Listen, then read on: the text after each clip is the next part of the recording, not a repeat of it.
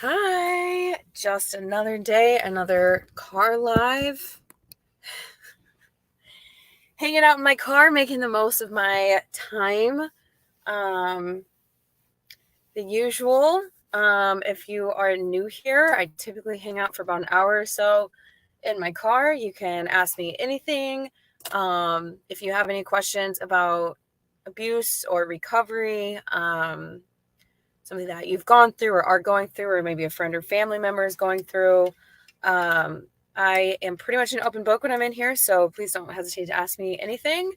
I am also, I am a trauma recovery coach.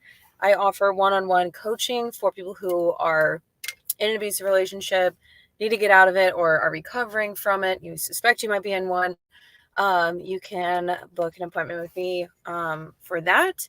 Also, one Saturday a month, if you are LGBTQ, myself and Trey Delatorre are newly hosting LGBTQ recovery support group, coaching, community, all of that stuff, because we just both when we met, we just felt like we had so much in common in terms of our stories, and we just know that the LGBTQ community is so underserved. So we decided to start this. My amazing friend Kat, who's in here right now on TikTok, is going to be helping us out with that as well. So if you're interested in that, our next session is Saturday, February 18th at 2:30 Pacific time. That's where I live, so that's the time that I'm giving you. But yes, hi, welcome in. That's like the beginning spiel for my lives, since I'm also recording on Facebook and YouTube. That way people are like seeing that at the beginning versus like on TikTok where it's just like, hi, welcome in. So yeah, feel free to ask me anything. Kat, how's it going? You slay girl. Hello. Hi. How's everybody doing? It's Wednesday. We're halfway through the week. I am exceptionally tired today. Like physically I feel really good, but my eyes are really tired, which I don't like, because I'm just sitting there like I'm fine, but my eyes won't stay open. Just one of those things. So we're just going. New podcast was released today. I post my podcasts on, they're on, Apple and Spotify and all of that stuff, but I also post YouTube, like video versions of the podcast for anyone who might need captions. I'm a sign language interpreter, if you don't know that. So it always bothered me that I was creating this podcast and putting it, this information out into the world, but that it wasn't accessible for deaf people. So finally started, recording them and putting that up on YouTube so that people have the options to watch my podcast with captions.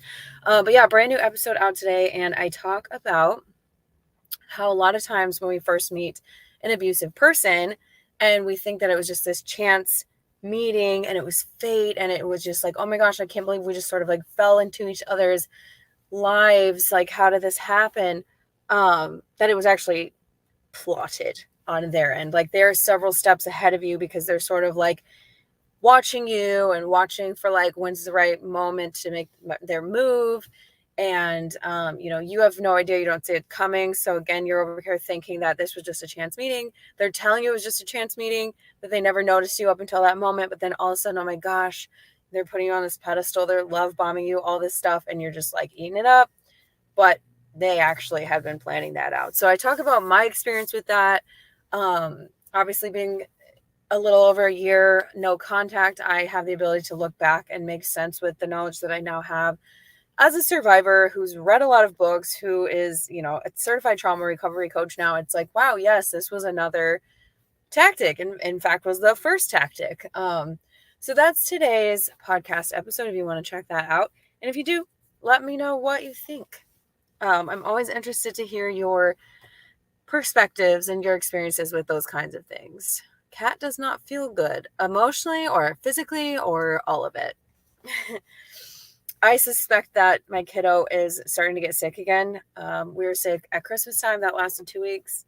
We were better for a week. We got sick again. That lasted 1 week. That was a tummy bug. And I suspect that he's getting sick again. And if he gets sick, I will get sick, because if someone sneezes a mile away from me, I'm getting whatever they had. I have the immunity of a flea. So I'm ready for nicer weather and less sickness going around, but we are still very, very far away from that. So, how's everybody else feeling? Oh, but I mean, physically, I've been sick for 3 months. Don't know what's going on. That's not good. Like, what kind of sick? Hello, that's awesome that you signed, especially since your message is so important. Abusive relationships stay with us so much, I think you're saying there. 2011 was my year to leave a physically abusive relationship, but still suffer the effects. Major trust issues, low self-esteem, anxiety, and I'm with such an amazing person. When will it stop? I'm so glad that you asked that. So long. Okay, I was close. I was actually just thinking about that. I am at work and I walked to get my Reese's because I love Reese's. I was like, I need some Reese's. And as I was walking, I was thinking about the long-term physical, emotional, mental, whatever, psychological, sometimes financial, sometimes all kinds of things that survivors are left with after abusive relationships or growing up with abusive parents or whatever that might look like. And, we have to go to therapy and we're sick a lot. So, a lot of people develop autoimmune disorders and things like that, where they're in and out of doctor's appointments and, all kinds of things. And, and that's like, that can go on for a very long time. And then abusive people dip in, do their abuse and leave, do their abuse away, and then they go. And that's not fair. That's not cool. So yeah, it can take a long time. Like you said, you're with an amazing person. It takes a long time of having a nervous system that feels safe and calm for a long time. And again, it just depends on your experience. I think that whether it was 3 weeks or 3 months or 3 years or 30 years, the damage is done and it's horrible. But of course, like the amount of time that your nervous system was in fight or flight, that you had elevated cortisol levels and all that stuff, because your body falls into it, and that's what your body knows. That's what we become. And so being able to like reset that nervous system, and then things like trust, low self-esteem, anxiety, all those things, it just takes time. And being able to retrain your brain, telling yourself, like actively telling yourself, like, I am safe. I'm safe now. I can let my guard down a little bit. And it's also okay to be like, I have trust issues and there's a reason behind it. And not to like, should you choose to be in a relationship, which you have, I do not, for multiple reasons. But, it's okay to protect yourself because of what happened. Like, does that mean that you're going to be like starting crazy fights because you're like so insecure that you can't stand that your partner is away from you for 10 seconds? No, at that point, you probably should try to be single for a little while. But to be able to be like, I know this is unfounded, but I'm feeling really weird right now. I just don't feel safe, being able to communicate. Like, the last time that I experienced this, I was cheated on. Or the last time I experienced this, I thought I was safe with someone. I signed a lease with someone. They did X, Y, Z. This is really scary for me. And being able to communicate that. And then I think over time, as you start to go through this more time of calm and security and things like that, I think it starts to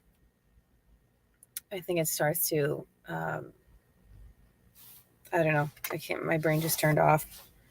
Calm down a little bit. But like you said, 2011, I mean, that's a long time. And again, these things stick with you. Some people, unfortunately, carry these kinds of things with them for the rest of their lives. The damage is no joke. So, yes, thank you for asking, Miranda. And just so y'all know, you can see with my hands, I have inflammation that comes and goes, and that's part of my health problems that came with the trauma. And I have flare-ups of like really bad inflammation, and I'm like really stiff, which is not good as a sign language interpreter. It goes from like here all the way down the right side of my body, like all the joints and stuff. So you'll know if you ever see me like I'm just like fussing with it, because it's like it's not the best. But yeah, I'm not nervous. I'm not. I'm just like moving the old lady joints. Anyway, I'll be quiet for a second so y'all can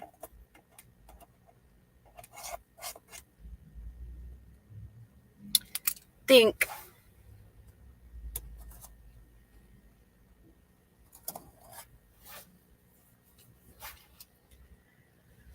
Yeah, it's really nice to be able to say all of these things. He always says, I understand your feelings are valid. We can work through it. Bless this man. Bless that man indeed.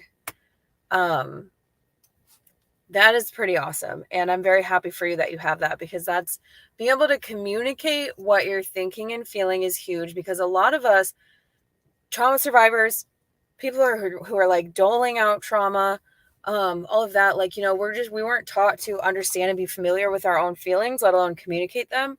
And then of course, as people who were abused, and every time we did bring up something, we were gaslighted or stonewalled or a whole plethora of things. It's difficult to be able to express that and to be able to trust our own instinct and be like, okay, I had this trigger. Where did this come from? Okay, that's not happening right now.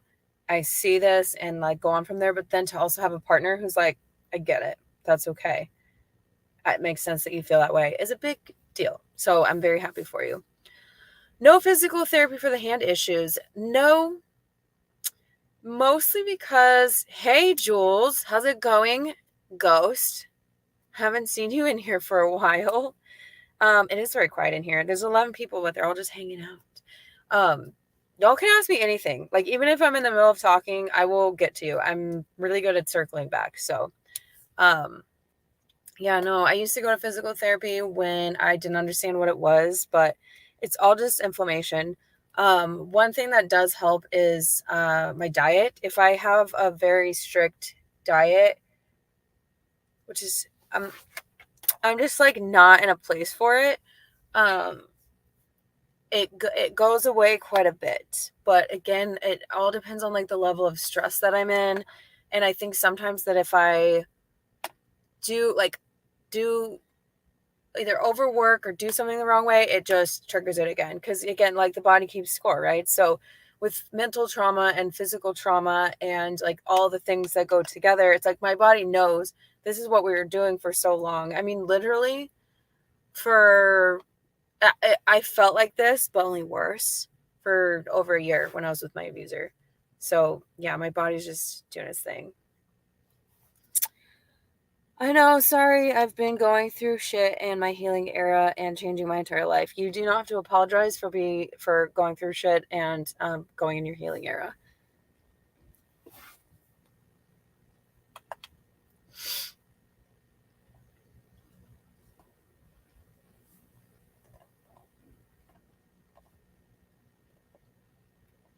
I have to take this work call, but I want to come back and hear your updates.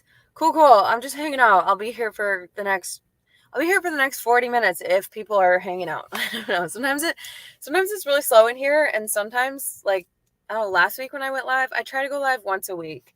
Although probably tomorrow I'll go live again. Sometimes we fill the whole entire hour and it's just nonstop questions. And sometimes people are just chilling. But yeah.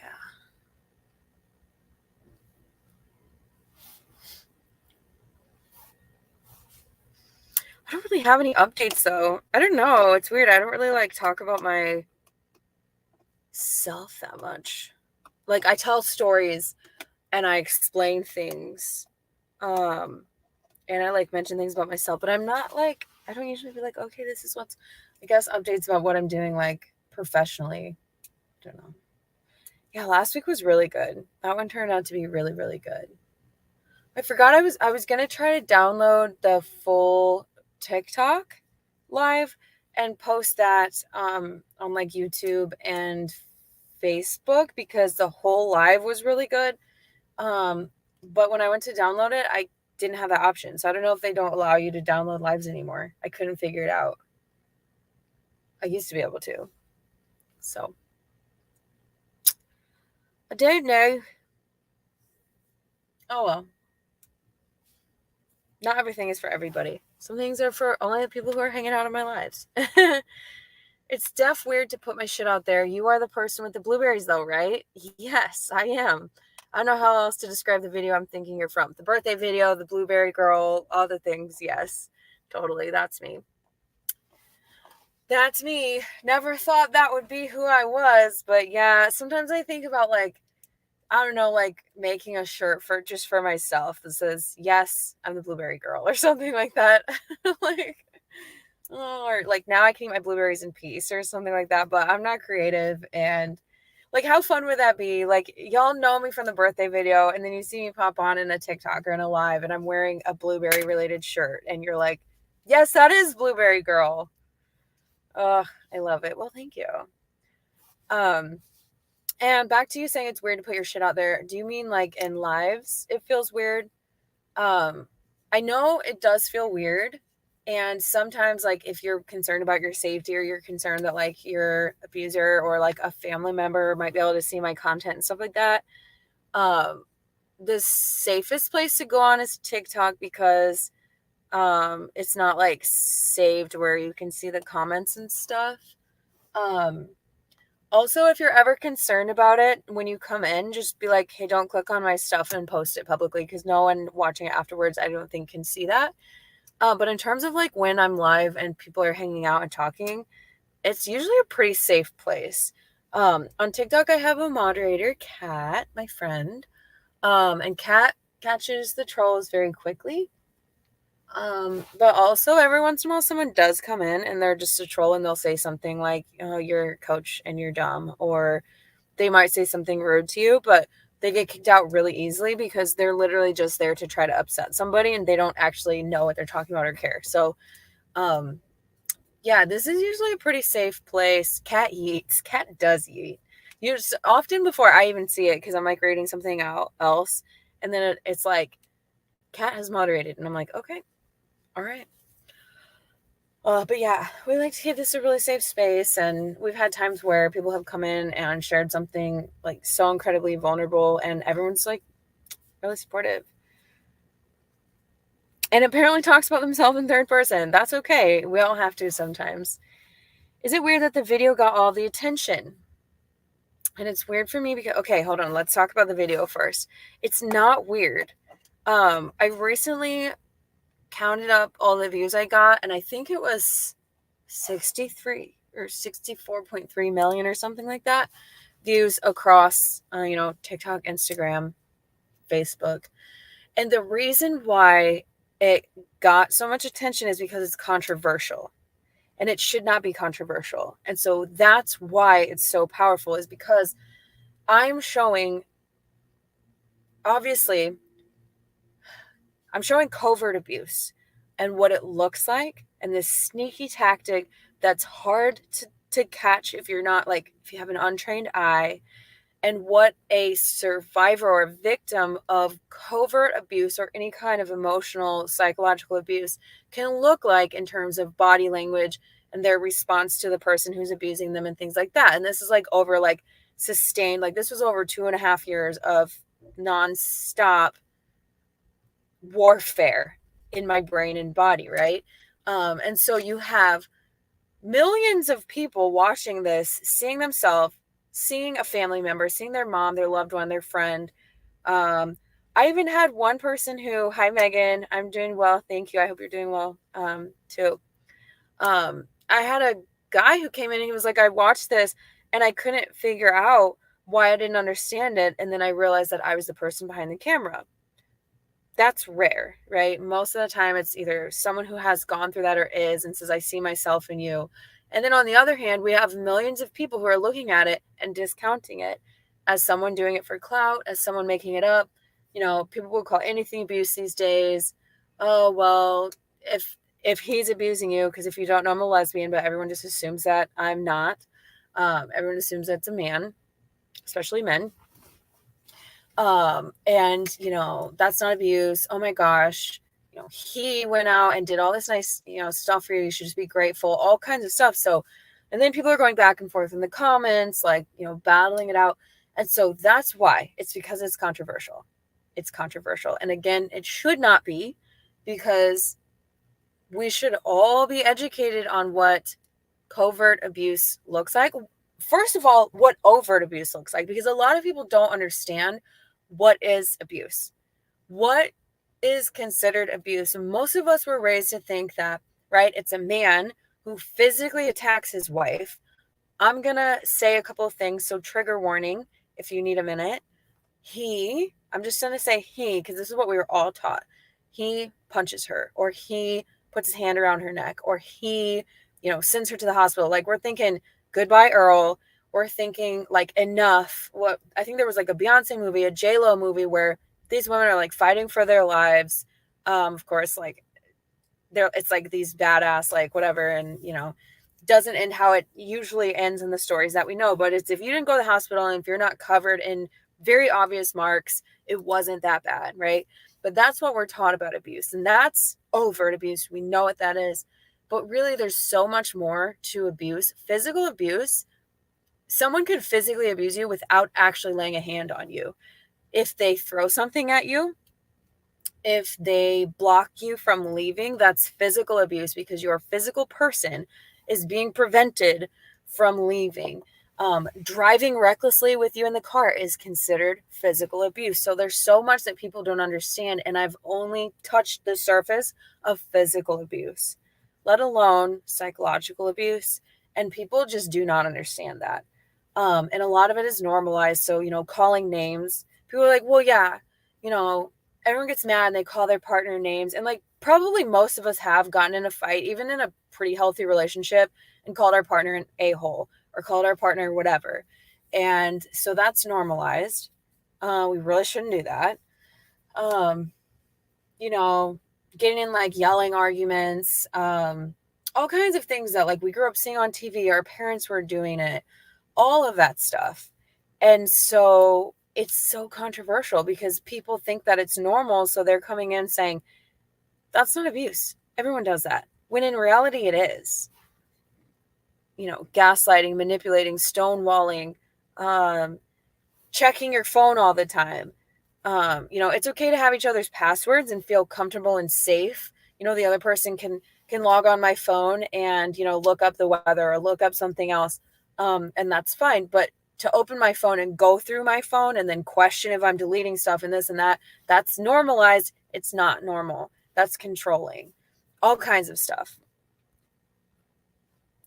It's your experience, and you're bringing so much visibility to an important issue. Thank you very much. Anyone can abuse, no matter gender. Yes, anyone can abuse, and anyone can be abused.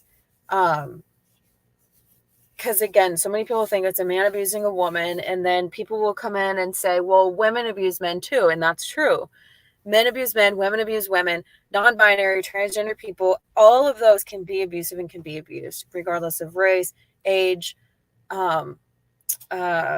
economic status, all of that. And we all have to know that and understand that. Financial abuse isn't known either, but there are many forms. Absolutely. And like digital abuse, all kinds of stuff. I'm in the parking lot at work, so yeah, just trying to look normal here. But yeah, financial abuse, controlling your finances, not allowing you to have any finances, asking what you're spending your money on, not allowing you to have a job. Gosh, why can't I think of anything else? But yeah, there's so much of that. Expecting you to, if you do have a job, expecting you to spend your money on more than what they're spending on, which is something that I experienced.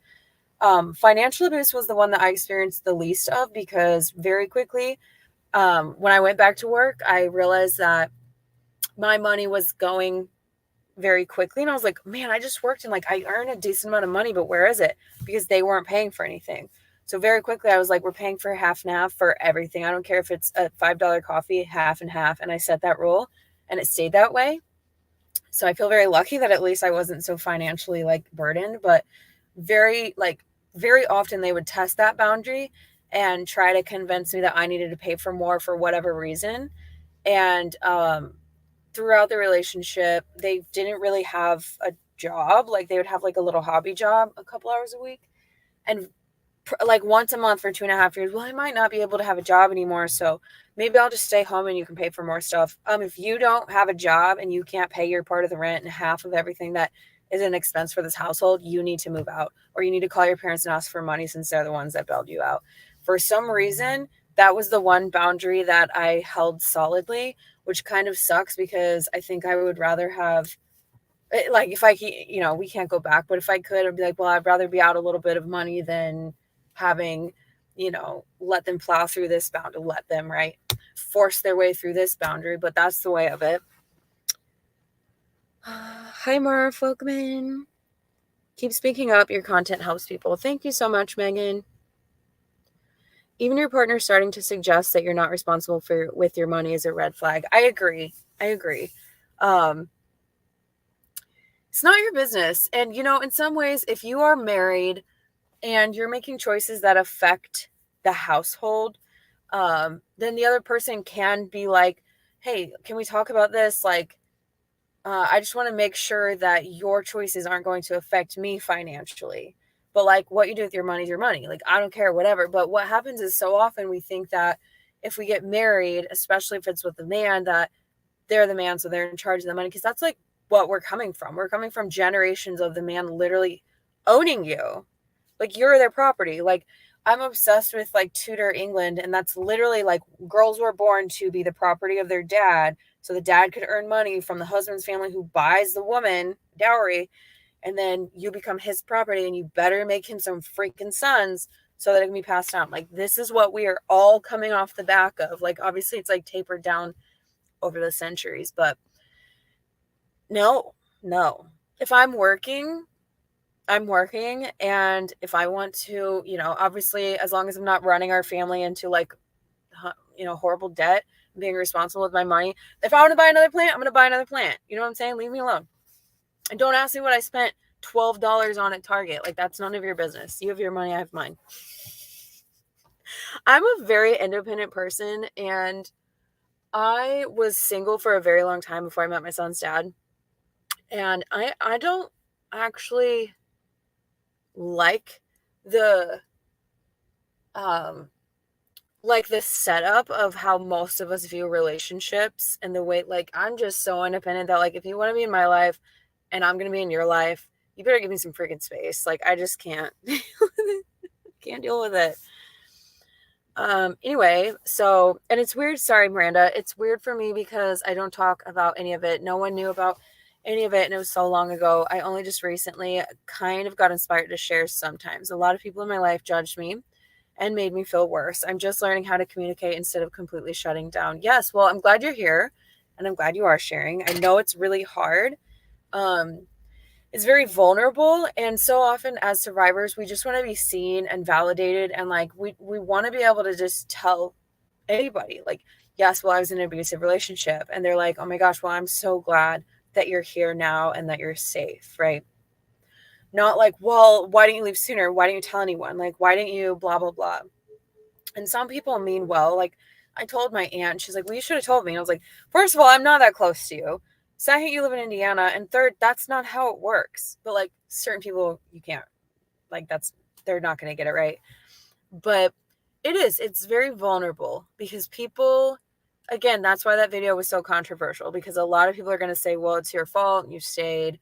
In fact, yesterday, Kat as my witness, I'm not the type to go off on people, and I wasn't like fighting people, but Brian Enton, who is like one of the leading correspondents for News Nation, which I only discovered because I was really closely following the Idaho case for a while there. Lost a lot of sleep over that one. But I also did a lot with like the Gabby Petito case, because that was happening right when I was breaking up with my abuser. And so it hit really, really, really hard with the timing and stuff like that. And so he posted something about Gabby Petito and an update about the courts and stuff like that. And I started reading through the comments, and it's amazing how many people were like, well, she's an adult, and she went back to him. So like, she just like, and I'm like, how I'm sorry, what? And I mean, I probably tweeted like 40 times. And again, I wasn't like, you're so stupid. Like, that's not what I do. But I just like, let me put a little bit of education here if you're willing to take it. And most people just aren't, you know. Please look up a trauma bond, look up coercive control, look up this, look up that, because people just don't. And they'll say things, whether because they're just horrible or because they just don't know. And so they'll say things accidentally without realizing how invalidating it can be. So I'm sorry you had to go through it. Thank you for being so transparent and helping, because it does. Thank you so much for saying that. It means a lot to me because, you know, sometimes I don't want to talk about it anymore, but this is really important. Yeah, to be honest, at least for me, mental abuse is worse because it lingers. But again, that's just me, definitely not speaking for everyone. Yeah, I've seen a lot of people say like mental abuse is so much worse than physical abuse. And I always say every single time that all abuse is bad. I think that what happens is that with physical abuse, obviously it does physically heal quicker. Your bruise heals after a certain amount of time, right? And we understand physical abuse a lot more. I know I just said that we don't understand what it is, but when it happens, we think that person has an anger problem. They reacted, they did this physical thing to my body, and that makes sense. Like our brains can make sense of someone doing a physical harm to someone else. Even if we would never do that, we can cognitively, like, we're like, aha, that makes sense. Like we've known since the dawn of time that, I'm just going to say men, because I don't know, like, again, I'm like 1500s England. Like, I don't know how many women were going to battle. None. Well, Joan of Arc. Anyway, I'm a history nerd, but like the men were aggressive and they were going to battle and they're fighting each other because they all wanted to be king and all this stuff, right? So we know that that happens. And it's always happening. If we watch the news, like, we know that happens. But when emotional psychological abuse happens, it doesn't make sense. Like the tactics are so twisted that it doesn't make sense. So it lingers, and of course our brains have literally been rewired after psychological abuse. So our brains are rewired and it doesn't freaking make sense. So a lot of people, you know, even years later, I mean, I feel like I have a pretty good grasp on the things that happened and why, but every once in a while something will come up and I'm like, what purpose was that serving them? Because our brains still just want to make sense of like, why is that their behavior and why all of that stuff. So I do believe, obviously, yes, it's a very long, very, very long recovery versus physical abuse. Again, it's all bad. Hi, Marsh. Hi, Melissa. Welcome in. You got this. I'm sorry you had to go through that. Thank you. Some people are just cruel. I agree. Especially when it comes to like that Gabby Petito thread, and she's not here to defend herself. Not that she would want to. I don't recommend defending yourself if people are, like a lot of times when people victim shame on my content, I don't defend myself. I defend victims. So I'm not like, well, you know, like, well, this happened to me. Like people, if you defend yourself, they're winning. So, but a lot of times I'll just put in some kind of, you know, like I said, like, please research trauma bonds, or please, or, you know, she was very obviously in a trauma bond and this is what happened. And she had nothing to do with her own loss of her life. Like, it's not her fault. Any choice that she would have made did not constitute that happening. But people are in the comments like, meh, meh, meh, and I'm like, y'all are wild. But to be honest with you, because Miranda asked a little bit earlier, oh, I look forward to hopping in again, but gotta feed the little ones. Awesome. Like I said, I'll probably be back tomorrow, probably around 5 Pacific. But I never know what I'm gonna get up to. So, but yeah, Miranda mentioned earlier about trust issues, and the funny thing is that I think one of the biggest parts of healing, and I wish I would have thought of that while she was still here, because I feel like she just hopped off, is learning to trust yourself. And then it doesn't matter so much about trusting other people, because when you trust yourself and you trust your gut, you're better off. And so many of us don't trust our guts because we were invalidated when we were little by our parents. You know, they're like, you're fine, go to your room, you're fine, you know, that's not a big deal, don't worry about it, whatever. And so that's a big deal. But I will tell you this one thing. Since I left and I became a trauma recovery coach, and I see the amount of people in my comments, and I see the amount of people in my DMs, and I see people pursuing relationships very quickly and then, reaching out to me for help because now they're stuck or whatever. And I see all the news. I don't trust very many people. I stick to myself a lot more than I used to. I'm very picky about who I spend time with. And the thing that I'm trying to get at here is not necessarily like, oh, I'm assuming everyone's going to abuse me, but I'm assuming that a lot of people are either enablers of abuse or at the very least are set in their ways and not willing to learn about what abuse really looks like, and how difficult it is for people who are being abused to get out of these kinds of relationships. It's very difficult, and the amount of people who are not willing to sit at the table and listen to that conversation when survivors everywhere are telling how hard it is. I don't trust a lot of people. I do not trust a lot of people. And the amount of people who were my friend when I was venting while I was in that relationship. So I would, reach out to someone and we'd go out for coffee or whatever and be like, I'm just really struggling. And I don't know, like, they're just so inconsistent and they're so this, whatever. And of course, like, wasn't telling everything that was going on because that's how it works usually with abuse. And the people who are so willing to like be my friend as long as I was still suffering with them. But then as soon as I left and out loud was like, this was abuse. And then they were like friends, like hanging out, taking pictures with my abuser. Scary. So for all I know, y'all have friends who are abusing someone. You know what I'm saying? And I hope you don't. I'm sure you don't. But like, that's what I think. Like, if I meet someone,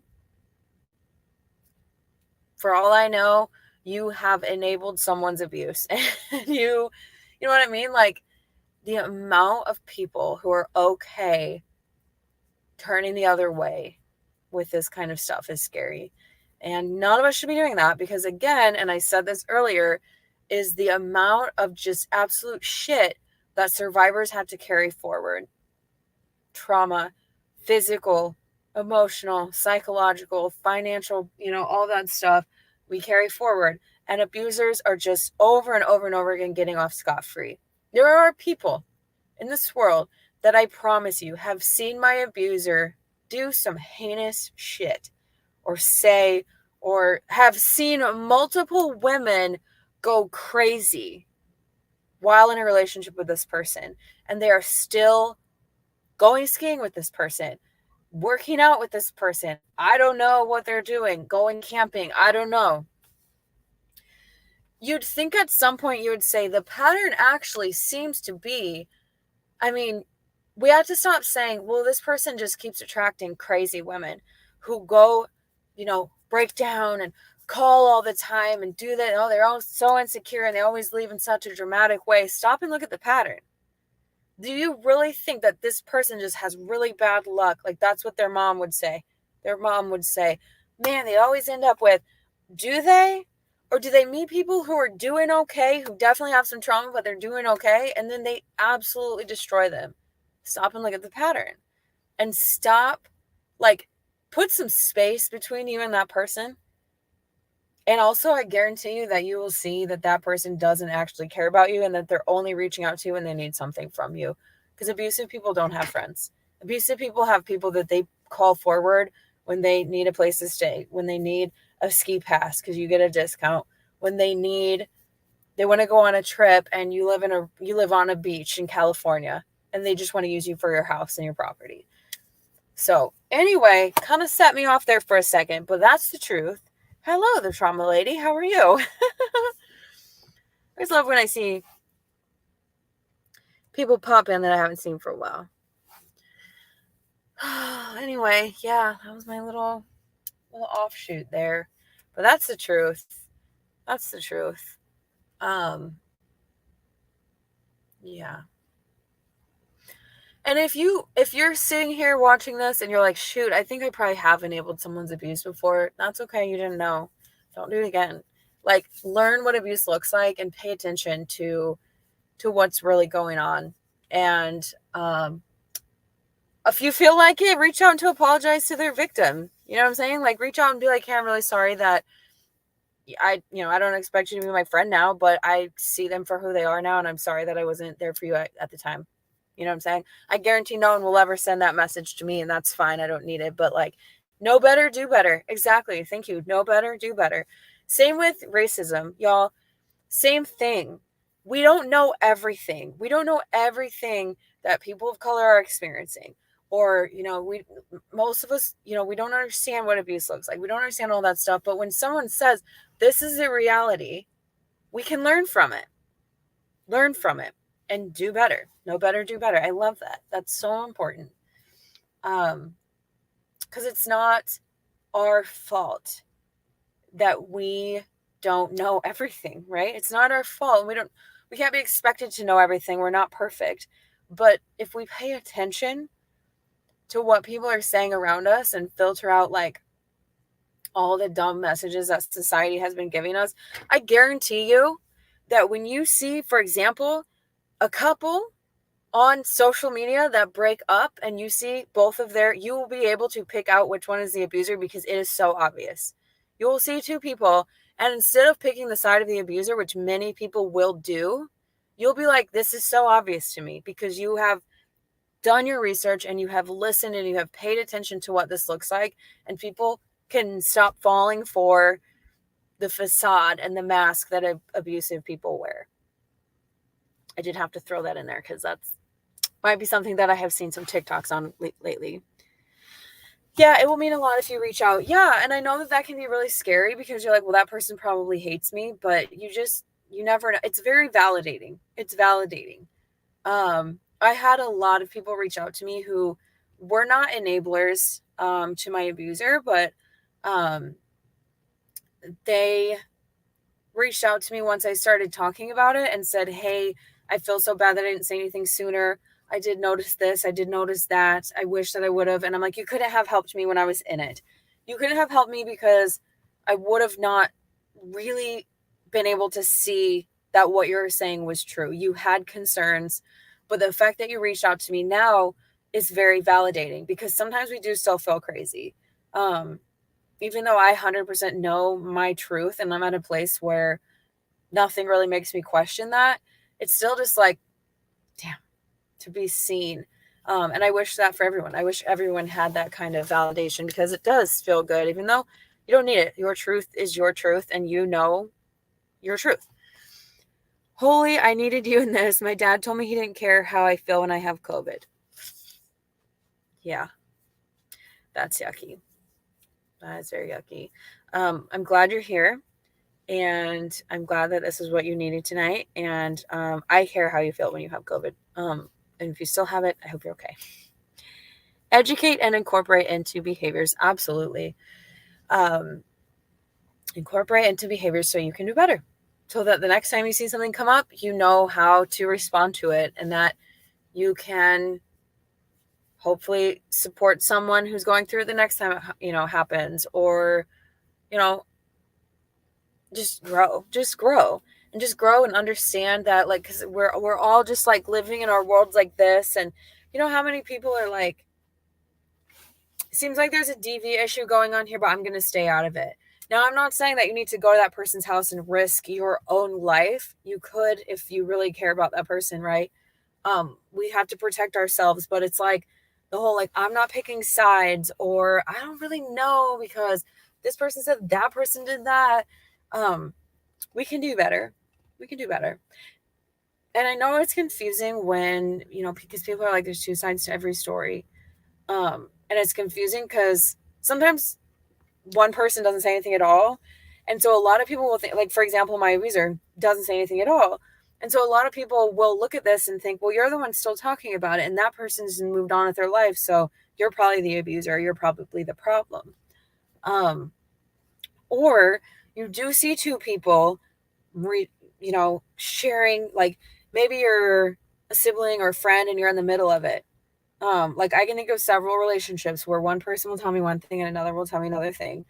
And again, being able, that's what the work is for. The next time it happens, apply the lesson. Exactly. Being able to apply that lesson when it comes up, rather than just being like, I'm in my bubble, and I don't know. I can't. This is really important. So, thank you. Yeah, you're welcome, Adrian. Let's see, what time is it? Ugh. I have therapy in a couple minutes, and I'm not super excited about it. I don't love therapy. For the last, I think I might have done like 11, 8 or 11. I don't remember. 8 or 11 sessions with another trauma recovery coach who's certified through the same place where I got mine. And I just started with a new one because we swap halfway through. We like coach each other for free. It's like a barter circle. So one person coaches me, I coach another person. And I've just gotten so much more help and growth from that than with therapy. And I've had bad experiences with therapy. And this is no offense to any therapist, but I just am like, yeah, I'm looking forward to meeting with my coach again on Monday, but I never look forward to therapy. I mean, who does? I mean, some people do. Some people really dread it, but it's a different thing. I don't dread it. I'm just like, do I need to be doing this? Because my coach is like, anyway, I'm just, I really think a lot of trauma recovery coaches, even though some people don't. I just haven't had the best luck with therapy. So we'll see.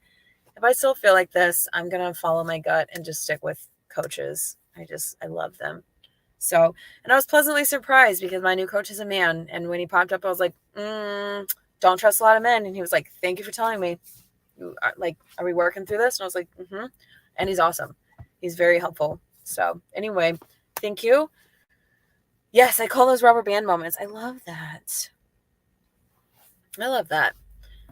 The trauma brain needs the workouts. Yes, I love that. Man, I wish you were in here like last week. And I think today, like, people have asked me about how you heal the message that you've been given for so long. Like, how do you stop telling yourself that you're a bad mom or a bad person and, all that stuff. And I talked about that.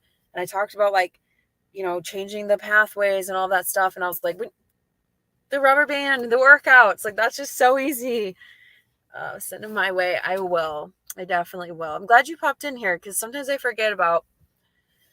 I always like to recommend other people who will be helpful because I'm not the only person who has good information. And, sometimes we learn from different people in different ways and all that stuff. So I like to have lots of people, people in my tool belt. I have lots of people in my tool belt to just throw at, So, hey, Rach, yeah, I'm just logging off. I gotta go to therapy. I gotta take care of my brain so I can help all of you. But okay, I will, what in the vacuum cleaner sound is going? Oh, it's my laptop fan. You're on my laptop. Welcome back. But anyway, the vacuum is getting turned off because I'm hopping off here. So thanks for hanging out, y'all. I will be back tomorrow, I think around 5 Pacific time. So if you want to come hang out again tomorrow, I will be here. You can ask me anything. So take care of yourselves. Go drink some water. Bye.